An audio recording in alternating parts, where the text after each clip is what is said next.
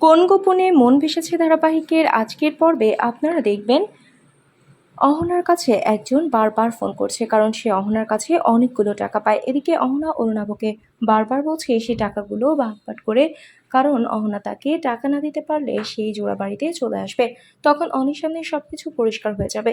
এদিকে মন্দার অরুণাবকে দেখে বারবার বলছে, আমার জানা মতে উনি তো শ্যামলীকে ভালো করে দেখতে পারেন না।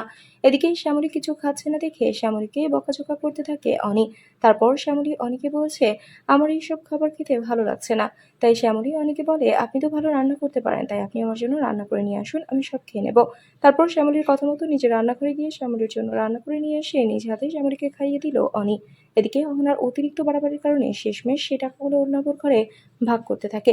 এদিকে মন্দার সবসময় অরুণাবকেই চোখে চোখে রাখছে, কারণ মন্দার অরুণাবকে সন্দেহ করছে যে এইসব ঘটনার পেছনে অরুণাবর হাত থাকতে পারে। তাহলে কি এবার অহনার সাথে নিজে ঘরে টাকা ভাগ করার সময় অরুণাব অহনাকে হাতে নাতে ধরে ফেলবে মন্দার, নাকি তার আগেই মন্দারকে এই বাড়ি থেকে তাড়িয়ে দেবে? বন্ধুরা, আজকের পর্ব নিয়ে আপনাদের কি মতামত জানিয়ে দিন কমেন্ট করে।